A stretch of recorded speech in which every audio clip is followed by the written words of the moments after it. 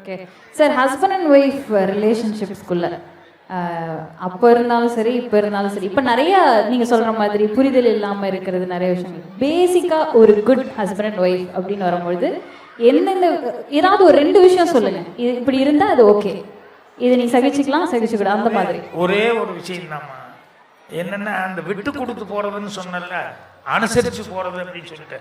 இப்போ முந்தான முடிச்சில் கூட ஃபஸ்ட்டு ஓப்பனிங் சீன் இருக்கு இல்லையா, அந்த ஓப்பனிங் சீன் படத்தில் முதல்ல இல்லை. அந்த மாதிரி ஒரு சீன் இல்லை. கண்ணை திறக்கணும் சாமி படத்துக்காக பாட்டு ட்ரை பண்ணிட்டு இருக்கும்போது அவருக்கு பண்ணி அந்த பாட்டு அந்த டியூன் வந்தது. அந்த கேட்டோன்னையுமே எனக்கு நல்லா இம்ப்ரெசிவாக இருந்தது. அந்த தன்னே அப்படின்னு நல்லா இருந்தது. சார் இது நல்லா இருக்குன்னு ராஜா கிட்ட சொன்னேன். இல்லை இந்த சுச்சுவேஷன் இது நல்லா வராது, அது நல்லா கேலப்பிங்காக இருக்கணும் அந்த சுச்சுவேஷனுக்கு. இல்லை அது நல்லா இருக்குது, இதனால நான் வந்து இந்த பாட்டு வந்து யூஸ் பண்ணிக்கிறேன் அப்படின்னு சொல்லிட்டு அதுக்கப்புறம் அந்த பாட்டு ரெக்கார்டு பண்ணேன். இதுக்கு என்ன எனக்கு ஏன் இந்த பாட்டை யூஸ் பண்ணிக்கணும்னு நினச்சேன்னா, தூரம் நின்று போச்சு டைமில் நம்பியார்னு உங்களுக்கு தெரியும், எப்பவுமே பயங்கரமான வெளில நம்பியார் வந்துட்டாலே தேட்டரில் பொம்பளைக்கெல்லாம் திட்டுவாங்க. ஆனால் அவர் அவங்க ஒய்ஃபு ஷூட்டிங் வரும்போதெல்லாம் அவங்க தான் சாப்பாடு செஞ்சு கொண்டு வந்து பக்கத்தில் உட்காந்து ஷூட்டிங்கில் அவங்க தான் இலையில போட்டு பரிமாறுவாங்க. நாங்கள்லாம் பக்கத்தில் உட்காந்து இங்கே கம்பெனி சாப்பாடு வந்திருக்கோம், அதை சாப்பிட்ருப்போம். இந்த அம்மா வந்து அவங்களுக்கு போடுவாங்க. அப்போ நல்லா பிணைஞ்சிட்டு முதல் வாய் அவங்க ஒய்ஃபுக்கு தான் நம்பியாரனை ஊட்டுவார். ஒரு வில்லனாக நடிக்கிறவர் ரியல் லைஃப்பில் ஃபஸ்ட்டு வாய் அவர் ஒய்ஃபு கொடுப்பாரு. நாங்கள்லாம் வேடிக்கை பார்த்தப்போ, எப்பா நமக்காக எவ்வளவோ செய்கிறாங்க, நம்ம லைஃப்பில் என்னப்பா பெருசாக செய்ய முடியும், அதாவது இதையாவது செய்யலான்னு தான் செய்கிறேன் அப்படின்னு சொல்லும்போது ரொம்ப நெகிழ்ச்சியாக இருந்தது.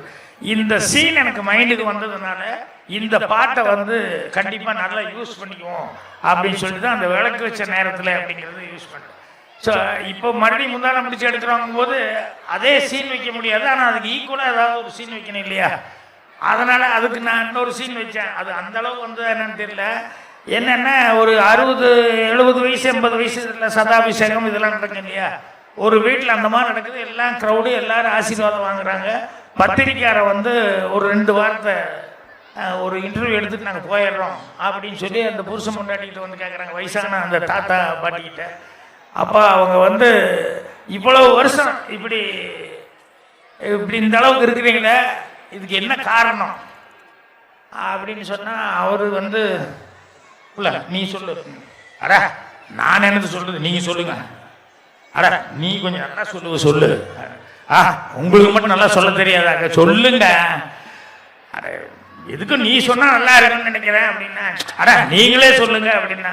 உடனே அந்த நிருபர், வேண்டியதில்லை சார் எங்களுக்கு புரிஞ்சிருச்சு, இந்த அளவுக்கு ஒருத்தருக்கு அண்டர்ஸ்டாண்டிங்காக இருக்கிறீங்க பாருங்க, நீ சொல்லு நான் சொல்லு அப்படிங்கிற அளவுக்கு ஒருத்தருக்கு புரிஞ்சுக்கிறீங்க, இதுதான் சார் நான் கேட்ட கேள்விக்கு பதில் அப்படிங்கிற மாதிரி ஓப்பனிங். ஆக்சுவலாக அதை கேட்கணும்னு நினச்சேன் சார். அவங்க 2 பேரும் நீங்கள் அந்த டைட்டில் சாங்ல வந்துட்டு ஏன் இந்த மாதிரி ஒரு டைட்டில் நீங்கள் பண்ணது? ஒரிஜினல் தாத்தா பாட்டி ஏன் அசிஸ்டன்ட் டைரக்டர் ரங்கராஜன் ஒருத்தனுடைய பவானி இருக்கிற ஒரிஜினல் தாத்தா பாட்டி. இதுல நடிக்கிறதுக்கு வந்து பாட்டி ஒத்துக்குச்சு, தாத்தா நான் எனக்கு நடிக்கிறேன் போ அப்படின்னு நான் வரலன்னு.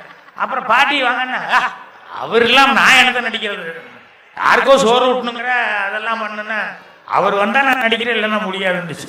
அப்புறம் தாத்தாவை ரொம்ப ரிக்வஸ்ட் பண்ணி கெஞ்சி கூத்தாடி அவரை வந்து போட்டில் வந்து கூப்பிட்டு போய் அவங்க 2 பேர்த்து வச்சு ஒரிஜினல் புருஷன் பொண்டாட்டி வச்சு அந்த சீன் எடுத்து. ஆனால் அந்த மாதிரி ஒரு கியூட்டஸ்டான பாட்டியை நான் பார்த்தது இல்லை சார். ரொம்ப அழகான ஒரு